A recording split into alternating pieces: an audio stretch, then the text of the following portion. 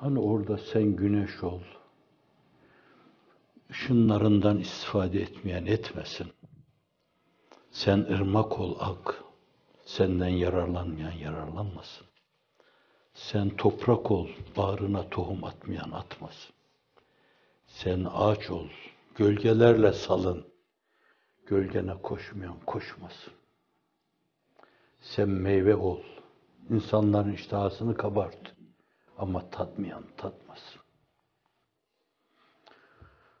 Sen güneş ol, başları okşa, sana ne hidrojen gönderen olsun, ne de helyum gönderen olsun. Kendine rağmen yan, kavrul. Kendi içinde bir maddeyi başka bir maddeye çevir. Koş insanların imdadına, başka kürelerin imdadına. Koru cazibeyi kutsiyeni. Bitmeye doğru yürü. Fakat kimseden bir şey bekleme. Oksijen ol. İnsanlar kılcallarına kadar yudumlasın onu. İstifade etsinler. Ve içindeki o karbondioksit söksün, dışarıya atsın. Zinhar ben bunu yaptım deme. Sakın. Minnetle kimsenin başına kalkma.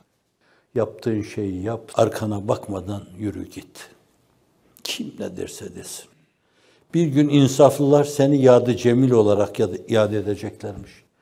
Bence ona bile bel bağlama. Ona bile bel bağlama. Cenazeme gelsinler deme.